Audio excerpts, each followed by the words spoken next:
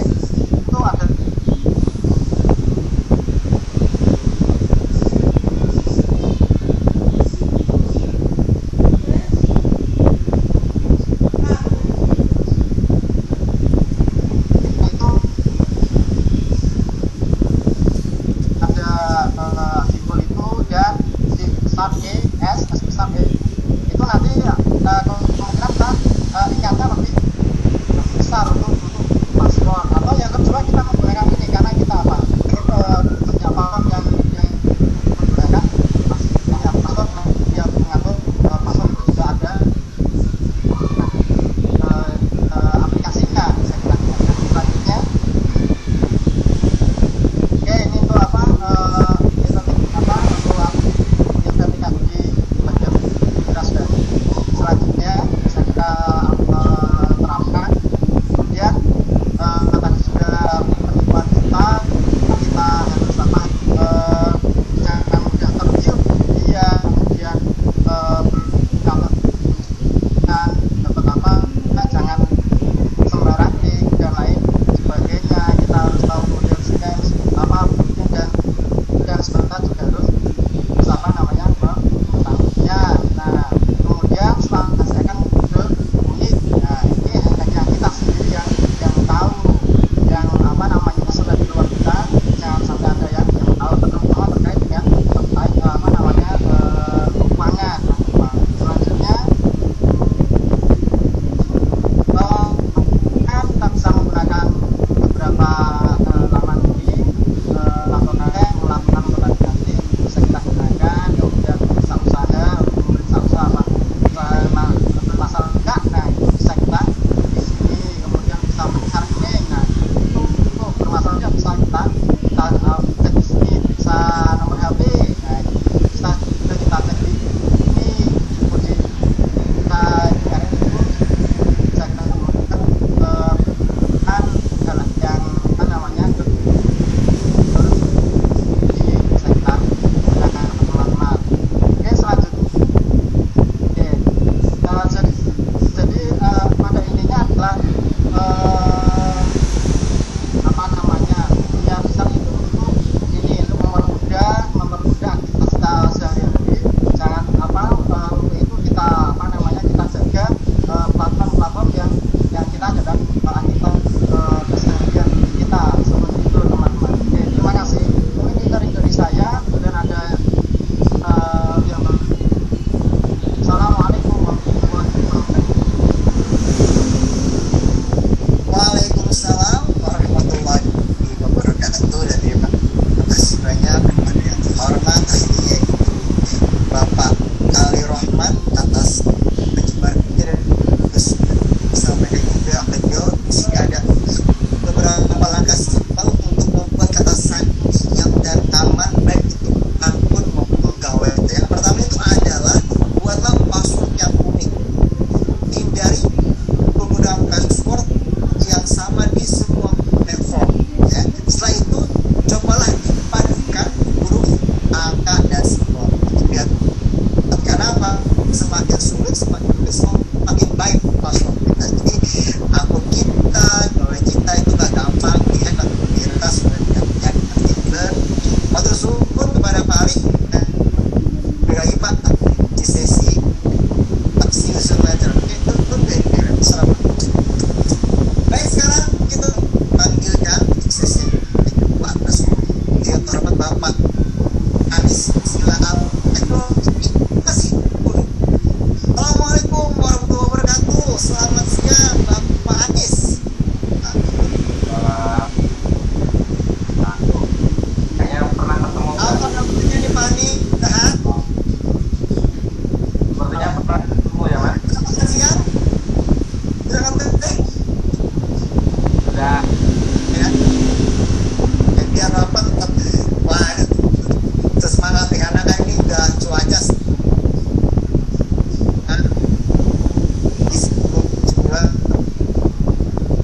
baiklah Pak Aris, sekarang kita akan ini Pak bahas topik kita itu dari sisi digital skill dengan judul yaitu literasi digital bagi peserta Bapak sudah mulai kita kiatkan.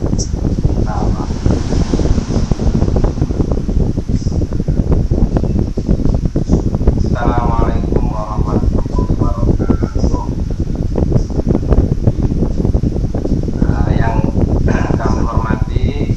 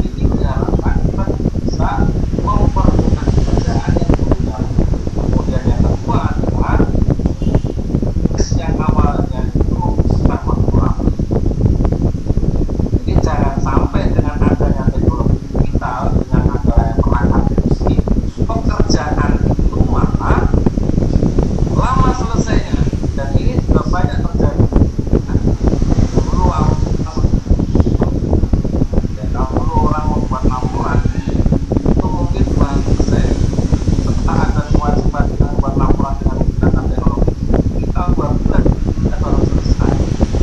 Artinya tidak bisa kemudian berikutnya adalah efisien.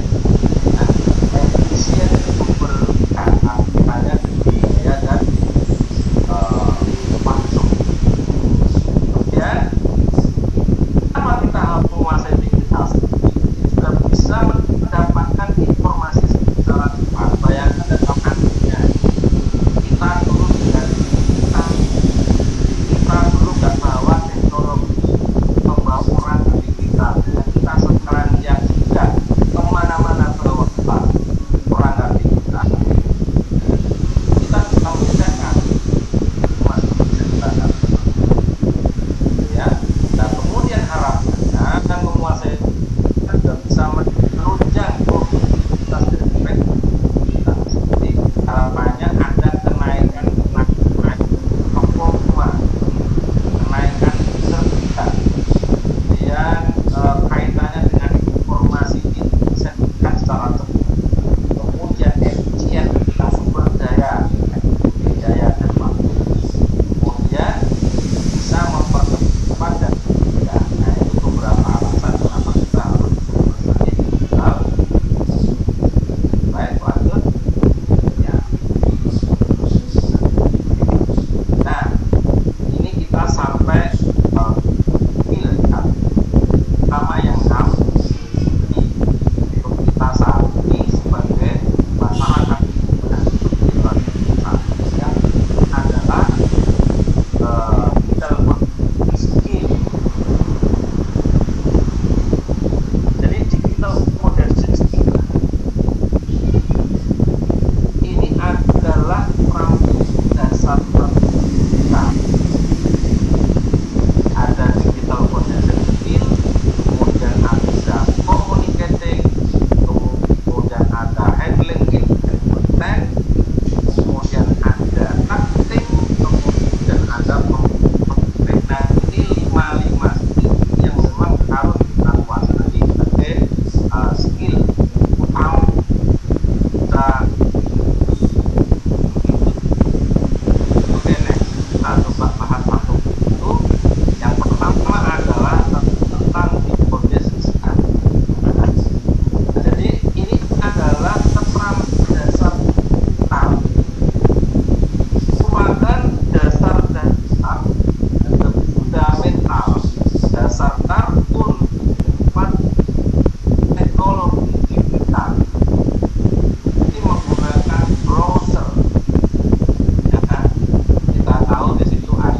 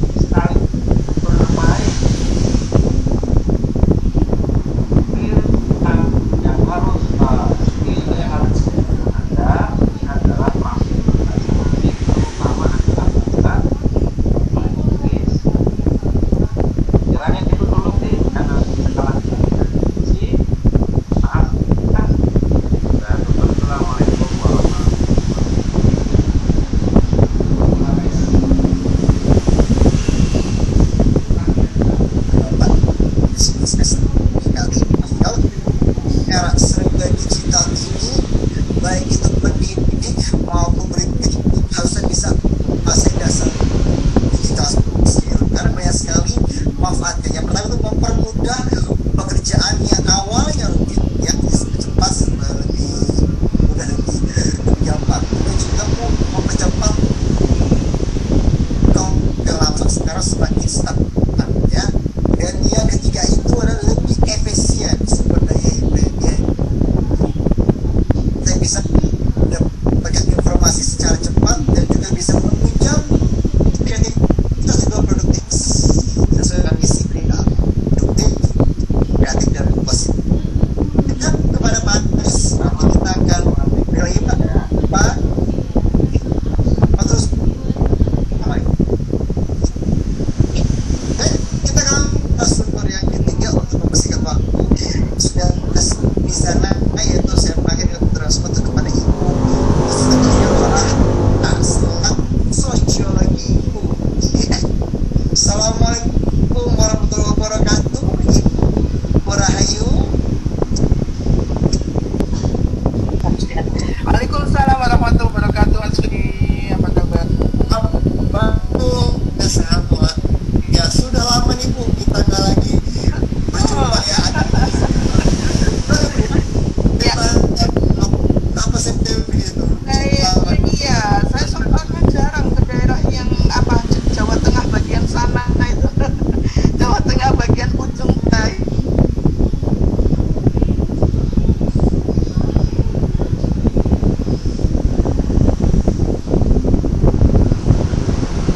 Inilah baik-baik meskipun hujan, tapi sudah mulai agak reda ini. 3 hari cukup lagi diberkah sama Allah ini. Hujan turut-turut. Semoga hujan yang berfaedah tidak sampai membuat banjir atau yang lainnya. Iya. Ibu Rahayu, kita punya sebuah tajuk yang berkaitan dengan literasi digital bagi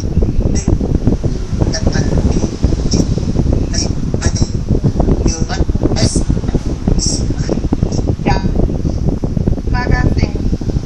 Bismillahirrahmanirrahim. Assalamualaikum warahmatullahi wabarakatuh. Sore ya, ini sudah hampir sore. Selamat sore sudah terjadi Bapak sekalian. Kayaknya ini semua masih dalam keadaan sehat walafiat semoga, dan masih semangat bisa mengikuti materi webinar kali ini. Tema yang sangat relevan dengan Bapak Ibu. Bentar lagi suki era baru yang disebut era normal ini nanti. Jadi meskipun pandemi sudah menurun, bukannya sudah banyak menurun, tetapi masih tetap harus waspada, dan akan ada banyak perubahan-perubahan nanti terkait dengan proses belajar mengajar kita di masa yang akan datang. Kayaknya terawangan sampai sekalian, saya belum tahu. Saya belum tahu apa sebenarnya kemudian apa kebijakan, tapi kayak kampus saya dia namanya bauran gitu, dan itu agak-agak enak ya dengan yang bauran itu sekarang lagi banyak dicoba dan kemudian dievaluasi. Kayaknya lagi semester depan akan melakukan dengan bauran. Baik, saya akan segera mulai. Mohon baiknya untuk di jadi saya akan menyampaikan materi terkait dengan literasi digital bagi tenaga pendidik, anak didik dan adik digital. Jadi kalau belum dari keamanan, kemudian Pak Anies sisi dari skill, saya dalam hal ini akan menyampaikan dari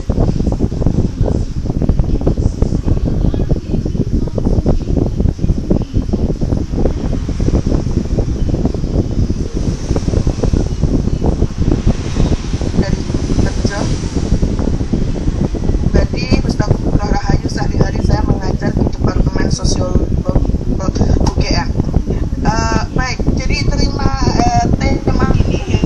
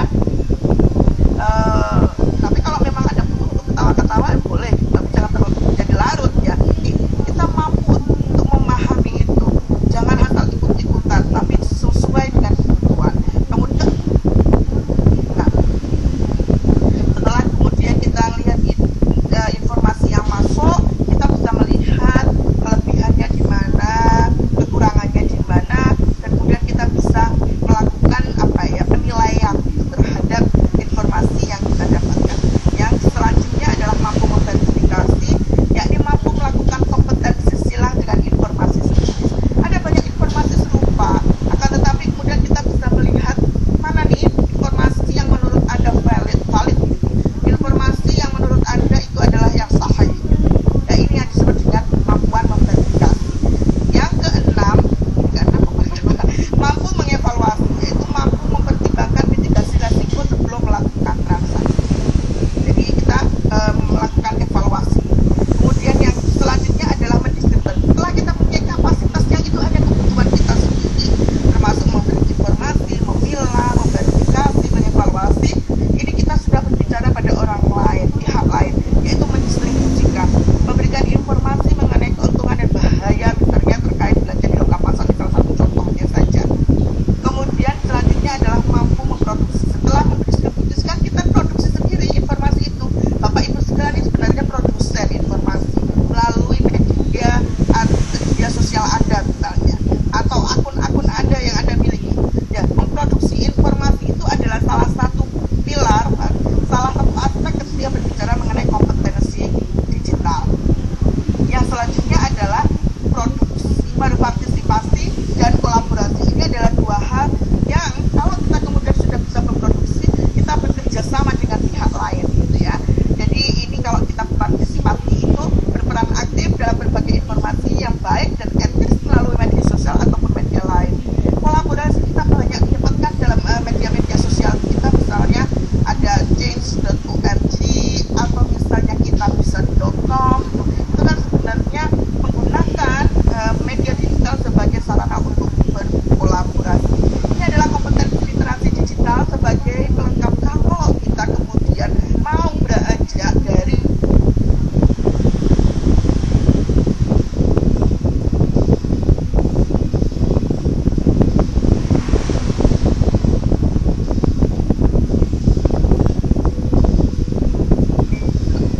kesepuhan yang menurut saya penting untuk kita tekankan adalah kita harus mengembangkan apa yang disebut dengan budaya digital, yaitu kemampuan untuk membaca, menguraikan, membahasakan, memeriksa, dan membangun wawasan kebangsaan, nilai-nilai Pancasila.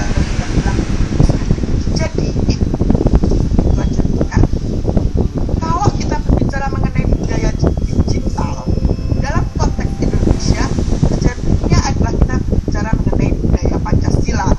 Budaya digital itu adalah artinya aplikasi nilai-nilai Pancasila. Mungkin Bapak Ibu sekalian kok bisa larinya kepada Pancasila gitu. Ini kita mungkin sekalian kalau kita tidak Indonesia, basisnya adalah keanekaragaman kebinekaan kita dan nilai-nilai luhur Pancasila itu. Saat ini dia menekan dua hal ini menjadi salah satu aspek yang sudah teruji secara sejarah menjadi komponen penting kalau kita berbicara mengenai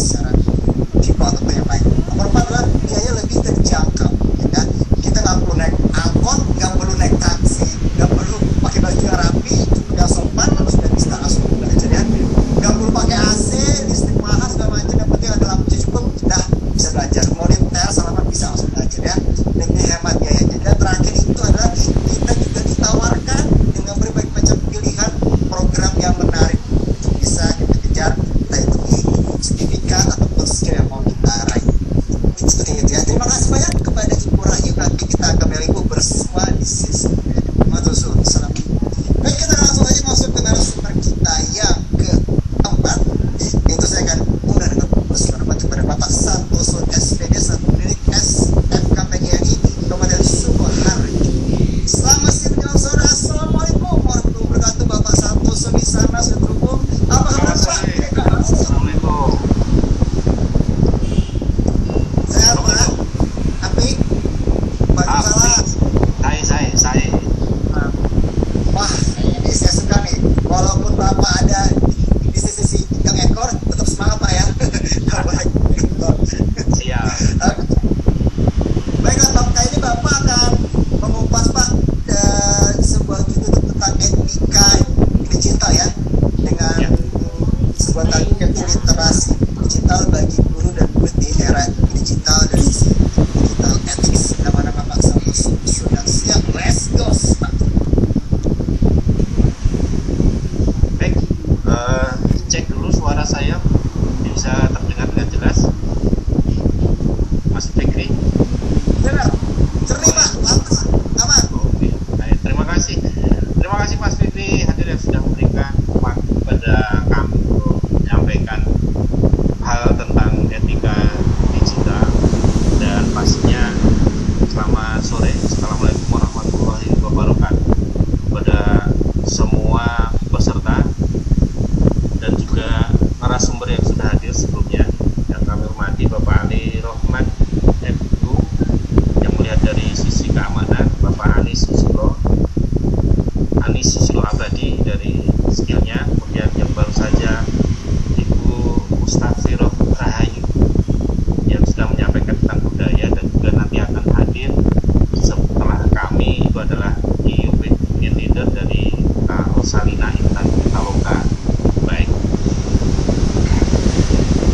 Bapak Ibu yang kami hormati, perkenankan saya menyapa teman-teman dari Sukoharjo, teman-teman guru SMK PGRI. Kalau kita, saya seringnya biji orai, kami dari swasta, kami dari luar negeri, bahasanya harus pakai bahasa luar negeri, tidak hanya SMK PGRI tapi juga biji orai gitu.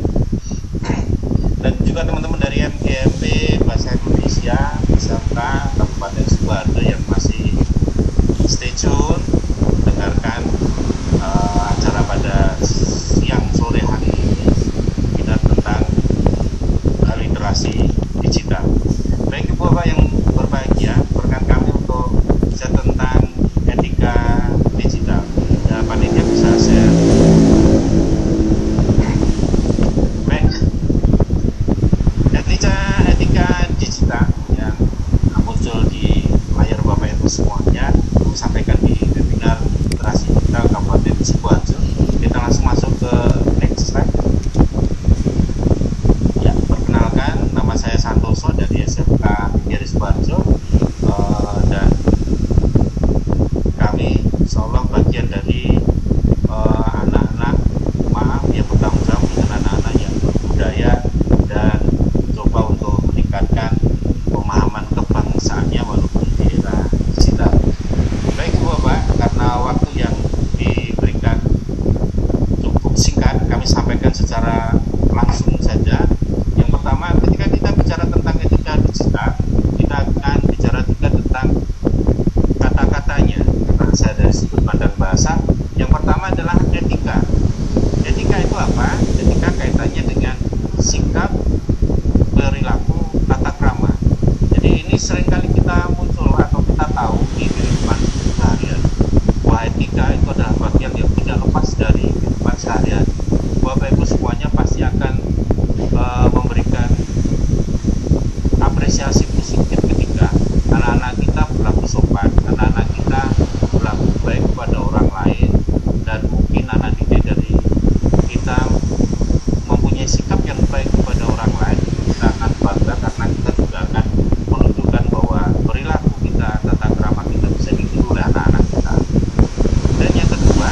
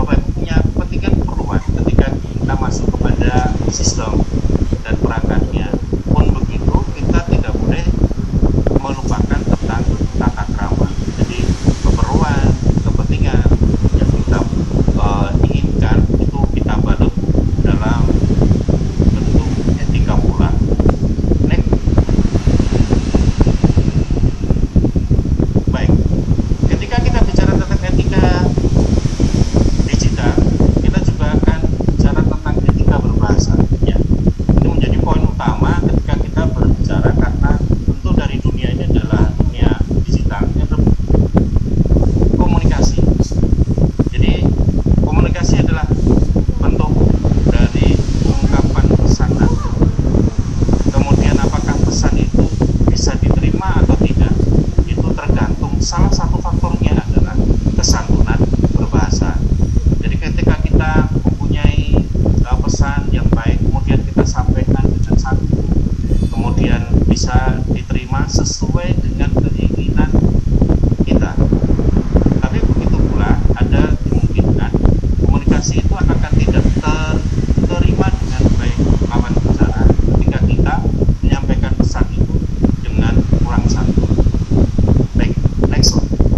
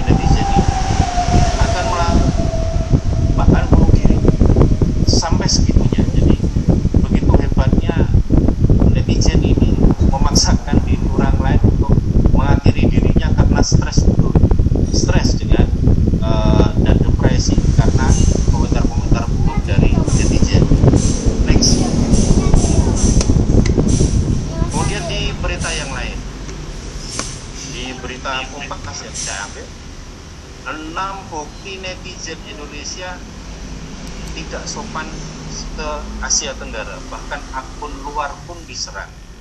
Bapak Ibu perhatikan kemarin lah, kalau ini yang ada di berita di Kompas ini adalah remaja dari Filipina, kemudian mereka membuli bareng-bareng. Kemudian yang terakhir kemarin ketika ada Miss Malaysia itu menyampaikan menggunakan batik dan mengatakan batik dari Malaysia, begitu langsung diserang oleh netizen Indonesia. Anda sadar tidak batik itu dari mana dan seterusnya dan seterusnya. Banyak sekali komentar-komentar yang akhirnya Miss Malaysia itu meminta maaf pada netizen Indonesia. Ya, walaupun ada pertahanan diri atau menyampaikan alibi argumen bahwa Malaysia pun juga ada batik. Baik, kemudian kalau berita kedua, sekelas anak presiden pun tidak kalah atau tidak lepas dari dibully oleh netizen. Hebat ya, sekelas anak presiden. Sampai dia hanya menyampaikan foto bareng pacar, Kaisang dapat bla bla bla dan seterusnya sampai menuju sara. Karena ini berita ini diambil ketika Kaisang masih dengan anak Singapura itu ya, yang sekarang sudah putus. Sekarang Mas Kaisang jomblo, silahkan nanti bisa mendekati, tidak apa-apa. Baik, next slide. Ya. Baik, Ibu Bapak yang berbahagia, yang namanya ketika berbahasa ada teks, ada gambar, ada poster. Ya, bahasan kita nanti sampai ke sana karena memang teks itu mewakili, gambar itu mewakili, poster itu juga bisa mewakili. Dan mereka pun atau teks, gambar, poster ini bisa memberikan dampak besar terhadap kehidupan masyarakat. Benar ini. Jadi, nah, kehidupan dampak besarnya itu apa? Ada positif, ada negatif.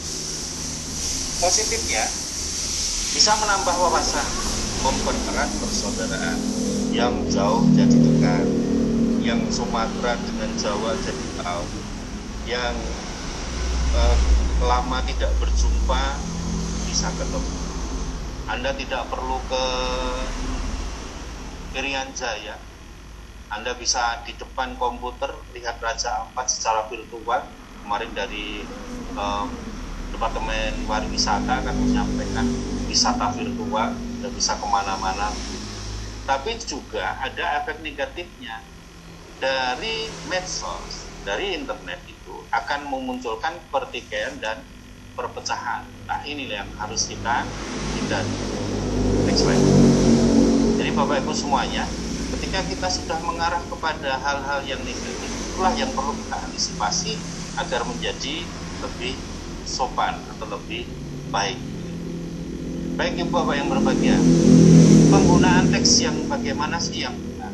Yang pertama adalah jenis tulisan, penggunaan ejaan, tanda baca yang benar, ketepatan diksi atau penggunaan bahasanya, cara menyingkat, penggunaan simbol-simbol, kemudian teknik tulisan, dan pastinya adalah kesantunan berbahasa. Baik manapun berada, blog ataupun media-media massa yang online seperti Detik, Kompas dan seterusnya.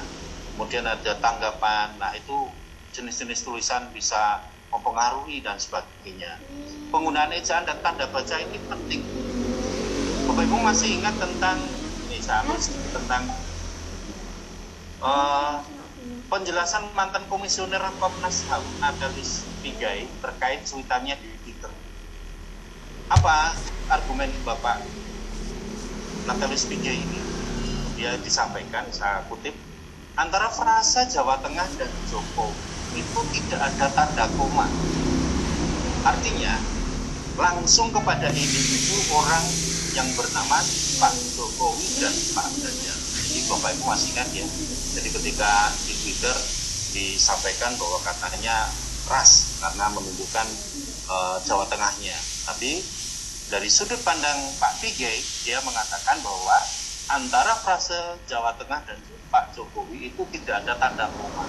hati-hati ketika kita menggunakan ejaan tanda baca yang salah akan memunculkan makna yang salah pula gitu. Kemudian Anda perhatikan bahasanya anak-anak yang sekarang. Jadi penggunaan kata kui, kemudian ada itu ya, jenis kesalahan, cerita singkat, kui, kagak adik ya, maksudnya singkatan antara adik kemudian gak yang tidak pakai k itu menjadi salah dalam kalimatnya. Kemudian data 2 di jenis kesalahannya adalah komentar Tania Rosikalsir, sedap koma di koma tengok. Yang dimaksudkan adalah sedap ditengok kan, kata sedap, koma D dan tengok itu adalah bahasa yang singkat dan penulisannya tidak sesuai dengan ejaan. Itu. Kemudian ada lagi di data 4 misalnya, hanya pada kata Nurul maaf pakai P, maaf pakai P. Kalimat yang lengkapnya maaf aku telah melukis luka. Penggunaan kata maaf yang seharusnya maaf. Dan itu adalah kesalahan-kesalahan yang muncul ketika kita komunikasi dalam bahasa. Next slide. Nah, berikutnya juga desain gambar itu juga berbahaya. Jadi jangan sampai ini media-media sosial ini menjadi bom waktu bagi kita, bahwa menjadi hal yang negatif itu yang sangat kita harus hindari.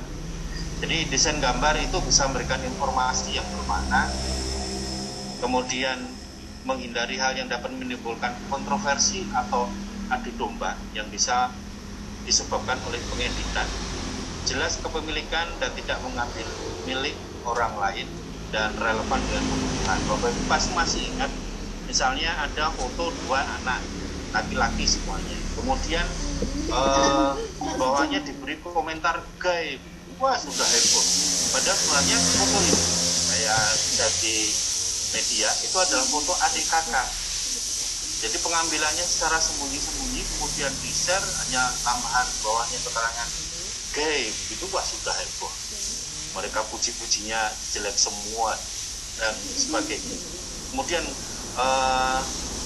informasi-informasi sebelumnya, misalnya menggambarkan orang yang terluka, ada darahnya, padahal itu hanya mainan sebagainya. Berbahayanya ketika kita memberikan gambar yang tidak sesuai dengan apa yang kita inginkan. Oke, next slide ya. Nah, dan Bapak Ibu selalu ingat, semuanya anak-anak juga selalu ingat bahwa tulisan itu adalah perwakilan dari kita. Apa yang Anda tulis, apa yang saya tulis, ini adalah perwakilan kita. Kemudian jangan lupa yang diajak komunikasi ini adalah manusia juga. Ya, yang diajak komunikasi adalah manusia. Mereka punya perasaan. Kemudian ketika kita komunikasi di dunia maya, kita harus bisa mengendalikan emosi. Karena kalau kita tidak bisa mengendalikan emosi, mau kemana-mana ini ya. Anda bisa, karena banyak contoh lah, ketika berawal dari chat di Facebook, kemudian terjadi perkelahian massal antara kelompok A dan kelompok B. Kemarin di Jakarta seperti itu, bahkan di luar negeri juga seperti itu ada. Kemudian menghargai privasi orang lain. Jadi kita bolehlah ambil secara sembunyi-sembunyi, tapi kita harus sampaikan itu adalah rahasia. Jadi apa yang Anda sampaikan ketika itu hubungannya dengan privasi pribadi, Anda harus minta izin. Tanpa izin berarti Anda melanggar etika, bisa dipidanakan. Dan yang juga berikutnya adalah menyadari posisi kita. Mohon maaf untuk Bapak Santoso, waktunya tinggal 3 menit lagi. Silakan Pak. Oke. Terima kasih banyak. Tinggal 2 slide lagi. Anda 3 menit, saya 2 slide. Oke, next slide. Nah, berikutnya kita masuk ke kewajiban guru lah. Karena saya sampaikan jadi posisi sebagai guru. Ke depan, guru inspiratif harus memiliki kemampuan dasar dengan kaitannya konsep digital. Ya, bagaimana kita bisa memanfaatkan media digital dengan bijak. Jadi Bapak Ibu semuanya bisa dengan menemukan, mengerjakan, mengevaluasi, menggunakan, membuat dan memanfaatkannya dengan cerdas, bijak, cermat. Oke. Dalam konteks literasi digital, setiap guru memerlukan kemampuan untuk mengakses mencetak, refleksi dan sebagainya. Guru saat ini dituntut untuk dapat membuat kolaborasi berbagai konten digital secara bertanggung jawab. Ini poinnya adalah bertanggung jawab. Kolaborasi bisa edit, bisa menyampaikan tulisan dari orang lain, tapi tadi sampaikan harus bertanggung jawab. Dan yang berikutnya, guru hendaknya dapat berperan sebagai role model bagi siswa dalam berselancar di dunia nyata, dunia maya, dengan menerapkan tanggung jawab sosial dan standar etika yang next slide. Baik, Bapak Ibu yang kami hormati, mungkin sekian yang dapat kami sampaikan. Satu hal, masih ada satu itu kata-kata. Ya. Oh ya. Satu hal yang perlu saya cermati, kita cermati bersama, bahwa saya ambil dari pointernya Digital Brain Strategis Peter Thompson, bahwa media sosial bukanlah sesuatu yang harus kita lakukan. Media sosial bukanlah sesuatu yang harus kita lakukan, tapi sebaliknya kita harus menjadi sosial, tumbuh menjadi makhluk-makhluk sosial yang nyata.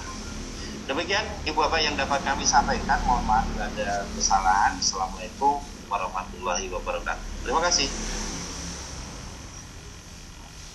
Baiklah, terima kasih banyak pada Toro Bapak Santoso atas penjabaran. Di sini ada sekitar 5 elemen kita bisa berkomunikasi yang etika, dan bijak, dan satu gerangan.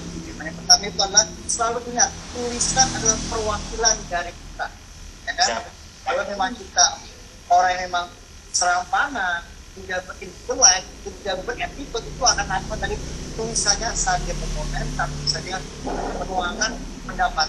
Yang kedua itu adalah yang diajak berkomunikasi manusia, bukan robot, bukan hewan, tolong jaga perasaannya dari hati, pola kitunya dijaga perasaannya, manusiakan manusia juga di ranah maya ya, karena dia nyata mau bagaimana sama aja sekali, nggak ada bedanya. Nomor 3 itu adalah kendalikan emosi kita, yang kontrol diri kita yang kuat, jangan mudah terpancing, jangan mudah baper hanya karena ada komentar yang negatif, sindiran tajam atau juga ada excuse, jangan mudah terprovokasi ya.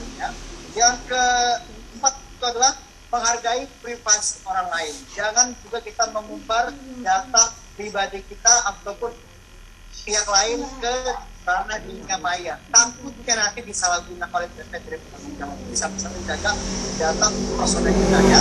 Yang lain adalah menjaga juga posisi kita. Jadi ya, 5 elemen tadi berkomunikasi yang cakap dan baik di ranah dunia maya yang disampaikan oleh Bapak Santoso. Foto soal Pak, nanti kita akan lagi Pak bersua kembali di sesi ada Siap. kita akan langsung masuk ke sesi bincang-bincang santai. Nah, lebih dilihat lagi dengan salah seorang public figure.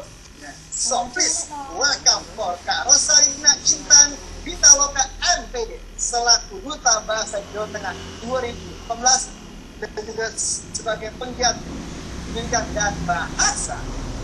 Assalamualaikum Kak Rosalina, apa kabar? Ya, halo, waalaikumsalam warahmatullahi wabarakatuh. Selamat sore Kak Fikri. Lama nih ya, kita baru koles lagi nih setelah bulan Juli apa kalau nggak salah ya, udah 4 Agustus. Lama banget ya kita bisa kembali bersuara Kak. Baiklah, Kak Rosalina, kita kali ini ada di kota Sukoharjo ya. Kalau boleh tahu nih Kak Rosalina, sekarang lagi sibuk apa aja sih? Selain bahas sibuk beraktivitas seperti biasa Kak, bekerja ya. Kebetulan saya juga bekerja di bidang pendidikan nih Kak, jadi relate banget ya dengan tema hari ini. Saya senang banget rasanya. Baik, Vina, oke. Kalau gitu Kak, saya akan coba langsung kupas pertanyaan kita yang pertama Kak. Yaitu bagaimana menurut Kakak mengenai literasi digital bagi pendidik dan juga bagi peserta didik? Oke, terima kasih Kak Fikri atas pertanyaannya. Sebelumnya saya izin menyapa terlebih dahulu kepada 4 narasumber yang luar biasa ya. Pada Bapak Anis, salam kenal Bapak dari Rosa, Bapak Ali Rahmat, Ibu Rosmagero dan juga Bapak Santoso, salam kenal Bapak. Dan langsung saja saya jawab pertanyaan dari Kak Fikri ya terkait dengan literasi digital bagi tenaga pendidik dan juga bagi anak didik ya. Literasi digital ini memang sangat penting ya untuk kita, apalagi kita sebagai tenaga pendidik, juga sebagai anak didik atau peserta didik juga gitu. Dan ini tidak hanya sekadar dipahami sebagai kemampuan mengoperasikan perangkatnya saja ya, perangkat digitalnya saja, tetapi kita harus tuntas sampai memahami bagaimana cara mengelola, bagaimana cara mengaplikasikan hasil dari kita mengoperasikan perangkat digital itu, perangkat digital di sekitar kita, gawai yang kita miliki, HP, laptop atau apapun itu gitu kan. Nah, khususnya bagi tenaga pendidik dan juga peserta didik ya atau anak didik, tentu itu akan sangat membantu ya untuk kita belajar, untuk kita mengajar gitu baik secara langsung maupun secara tidak langsung, dan baik dalam konteks interaksi komunikasi menggunakan media sosial maupun dalam mencari atau memberi sumber atau bahan belajar yang terpercaya dari ruang digital ya. Dan dengan adanya kecakapan dan kesadaran berliterasi khususnya di literasi digital ini, tentu kita bisa selangkah lebih baik ya untuk bersama-sama mentransformasi pendidikan Indonesia gitu. Pendidikan yang maju, pendidikan yang ramah anak, pendidikan yang berbasis teknologi, pendidikan yang kuat dengan nilai karakter, agar nantinya anak-anak kita, anak-anak yang kita bimbing, yang kita arahkan, yang kita awasi ini bisa tumbuh nih menjadi generasi penerus bangsa yang pandai, cepat beradaptasi dengan segala perubahan, mudah untuk berkolaborasi, dan juga bisa tercipta inovasi dari sekumpulan kreativitas yang bisa disalurkan dengan baik dan benar. Dan tentunya tagline seperti tagline acara hari ini ya, makin cakap digital. Nah, Kabupaten Sukoharjo harus makin cakap digital. Oke, jadi memang sangat besar harapan itu untuk seluruh teman-teman di kota Sukoharjo ini bisa untuk menjadi user yang semakin pandai, cepat beradaptasi, juga mudah untuk berkolaborasi menghasilkan sesuatu yang bermanfaat di dunia digital. Next kan nih Kak, pertanyaan yang berikutnya nih. Menurut Kak Rosalina, bagaimanakah bentuk pemanfaatan literasi digital khususnya untuk tenaga pendidik? Oke, untuk bentuk pemanfaatan sebenarnya ini sangat beragam ya, sesuai dengan situasi dan kondisi masing-masing tenaga pendidik ini, karena meskipun berada di satu kota pastinya mereka punya latar belakang masing-masing, tapi setidaknya pemanfaatan literasi digital ini secara dasar ya, agar tenaga pendidik ini terus berinovasi untuk menghadirkan metode pengajaran yang relevan nih dengan media pembelajaran yang digunakan. Jadi gimana caranya seorang guru, seorang tenaga pendidik itu bisa menyajikan pembelajaran yang menyenangkan di kelas, bukan malah menyajikan pembelajaran yang menegangkan ya. Kadang sih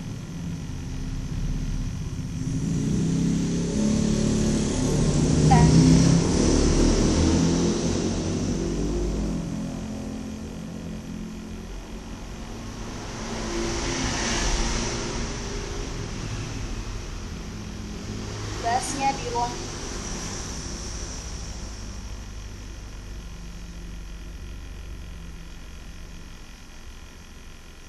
atau yang berbayar ada gitu. Dan juga Bapak Ibu orang tua misalkan mau ikut pelatihan tentang parenting, banyak sekali di ruang digital. Hanya bagaimana kita mau atau tidak ya untuk bisa mengembangkan diri untuk terus belajar di era yang semakin maju ini gitu kan. Nah, tinggal nanti kita juga kembali lagi bagaimana tujuan Bapak Ibu ini, tenaga pendidik, orang tua ini ingin mendidik anaknya, mendidik muridnya seperti apa. Sekarang kan sudah era merdeka belajar ya, siswa diberi ruang berkembang sesuai dengan kemampuan kognitifnya masing-masing gitu. Dan guru ini difasilitasi dengan adanya kebijakan dari pemerintah, adanya asesmen kompetensi minimum, terus pengenalan literasi dan numerasi, survei karakter, dan juga perluasan hasil belajar ya. Jadi kita tidak menilai seorang anak hanya dari satu sisi saja, tetapi setiap anak itu kan unik ya. Jadi mari menarik dengan cara yang bervariasi yang dan terakhir, manfaatkan kebaruan yang ada di ruang digital. Untuk sekaligus kita juga mengenalkan kepada anak untuk bisa dijadikan sebagai objek pembelajaran, sebagai media pembelajaran, atau ruang untuk mengekspresi.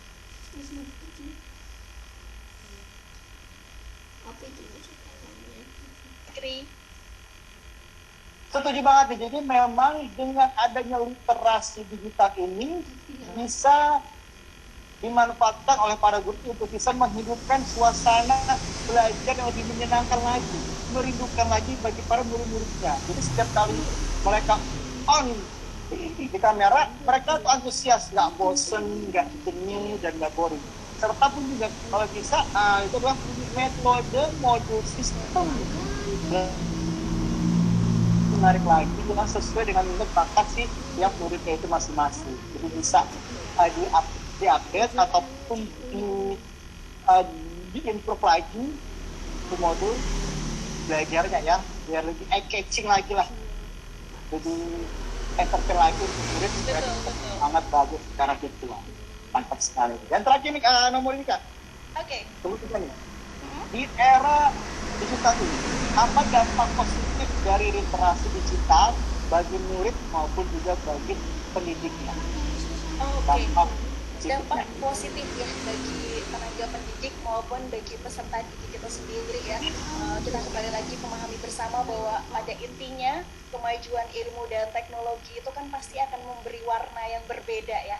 Hal itu tergantung dari kita menyikapinya seperti apa. Jika kita memanfaatkan ilmu dan teknologi untuk kebaikan, tentu akan menghasilkan sesuatu yang baik juga dan akan berguna juga untuk kehidupan sehari-hari. Begitu juga sebaliknya, ketika kita memanfaatkan dengan hal-hal yang negatif, itu juga akan kembali untuk hal-hal yang tidak baik. Jadi bagaimana caranya kita menanamkan karakter-karakter kepada anak didik kita, kepada gitu. Nah, untuk dampak-dampak positif yang bisa kita konkretkan ya, diantaranya dengan adanya teknologi yang semakin maju, dengan adanya literasi digital ini, kita menjadi terlatih nih, menjadi terbiasa untuk menjadi pembelajar dan juga pembelajar mandiri gitu. Kemudian kita bisa membiasakan diri untuk memiliki rasa ingin tahu yang tinggi, sehingga tertarik untuk mengakses berbagai sumber belajar yang tersedia di ruang digital, sumber belajar yang terpercaya ya, yang kita tahu bahwa sumbernya itu valid gitu. Dan juga kita menjadi terlatih dan juga terbiasa untuk paham tentang aturan, paham tentang sebab dan akibatnya gitu. Edukasi itu kan sepanjang masa ya dalam segala hal di kehidupan ini. Nah ini penting nih, karena tidak semua individu itu kan kadang terima untuk dilarang atau dibatasi tanpa alasan gitu kan ya. Yang jelas mungkin kita bisa edukasi lebih tuntas lagi. Kenapa sih seorang anak tidak boleh mengakses A? Kenapa seorang anak tidak boleh mengakses B? Apa sebab akibatnya ketika mereka melakukan A, B, C, D gitu. Jadi mereka diberikan edukasi yang tuntas, diberikan alasan yang jelas agar mereka memahami, oh ternyata saya nggak diperbolehkan itu karena saya nanti akan mendapatkan ini begitu. Dan juga kepada teman-teman tenaga pendidik, Bapak Ibu, rekan-rekan semua, kita juga merasakan yang sama ya.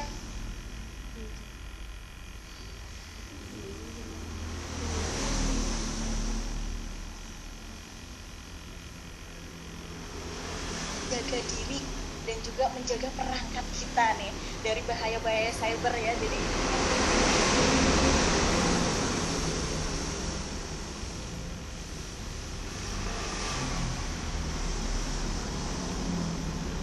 dampak komunitas dibiasakan untuk jadi makhluk bagaimana hidup bersosial seperti makhluk ya, canggih teknologi ini. Bagaimana di ruang digital, bagaimana cara bertoleransi antar sesama, berkomunikasi yang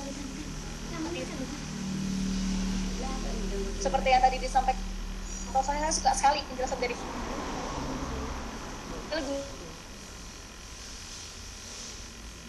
selain penggunaan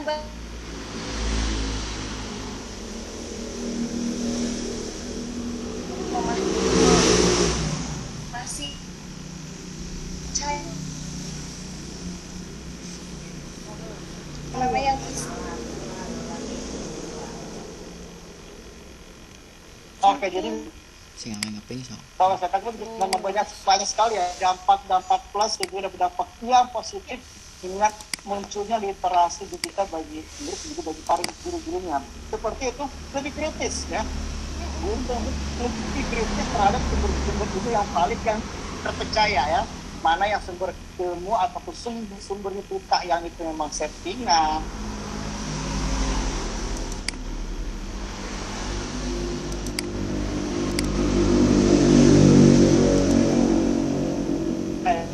Untuk bisa langsung mereka soal-soalnya diberikan kapan saja di mana saja terlapis bisa 24 jam mereka ya online dan juga tanpa murid bisa lebih memperlakukan orang lain lebih sebagai lagi lebih saling peka lagi lebih berempati terhadap perasaan orang lain baik dari sikap komunikasi yang santun dan juga sikap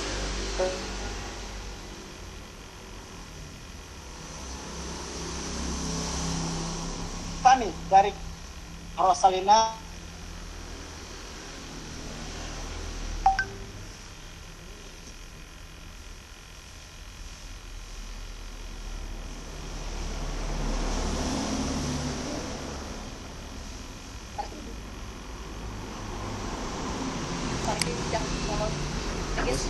mulai akan coba untuk belajar satu bulan teknologi bahannya bauran gitu kan dan kemudian kita semua adalah kita terus belajar untuk menjadi individu yang cepat beradaptasi di segala situasi dan kondisi ya agar kita tetap terus positif thinking dengan apa yang terjadi karena perubahan itu begitu cepat dan memberitahu kita nih sebelumnya jadi kita harus siap harus waspada pokoknya harus bisa mencerna semuanya dengan baik jangan gegabah gitu kemudian tanamkan karakter yang kuat untuk terus berinovasi dengan memanfaatkan kebaruan ya kebaruan ini dari hasil kemajuan perkembangan teknologi ya kita memanfaatkan aplikasi memanfaatkan platform memanfaatkan kebaruan lainnya yang bisa digunakan untuk membantu kita dalam proses pembelajaran gitu kemudian kita bisa tetap istiqomah gitu ya menjadi belajar dan belajar mandiri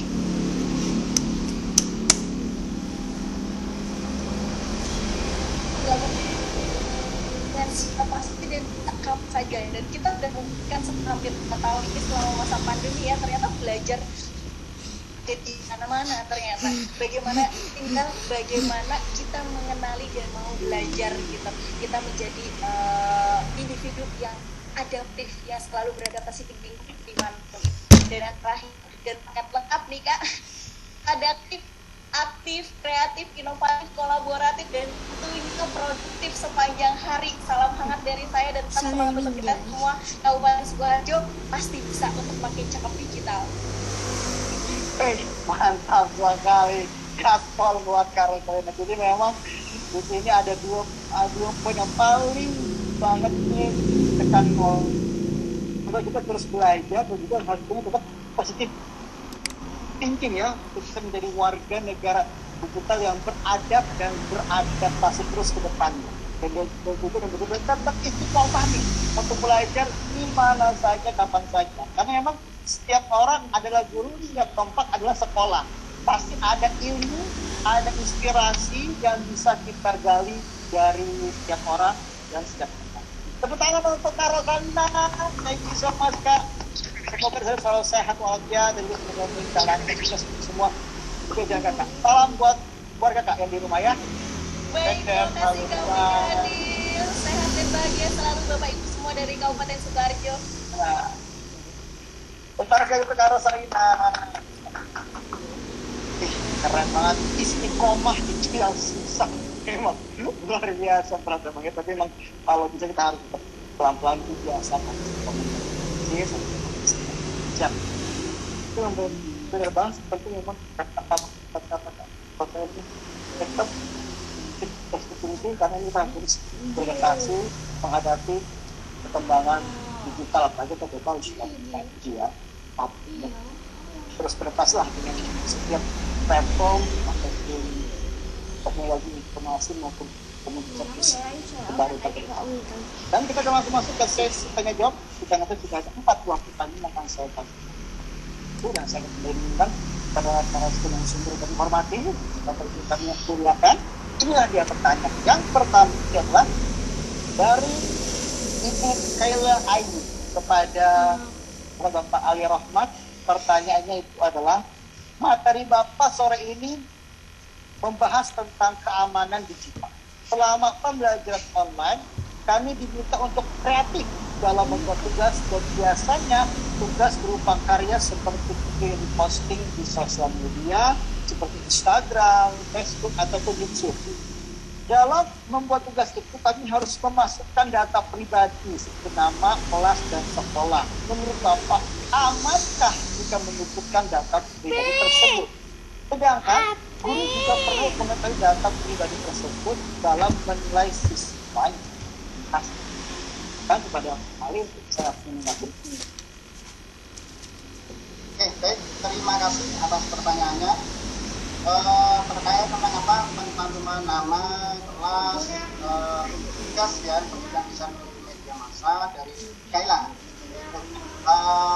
Saya kira kalau yang yang ditulis itu data wajar seperti nama, kelas, itu saya kira aman. Kemudian kalau ada ada kelas, nah kalau itu ada kemungkinan dirasa tidak aman, nah saya kira itu tidak usah ditanggungkan. Kenapa?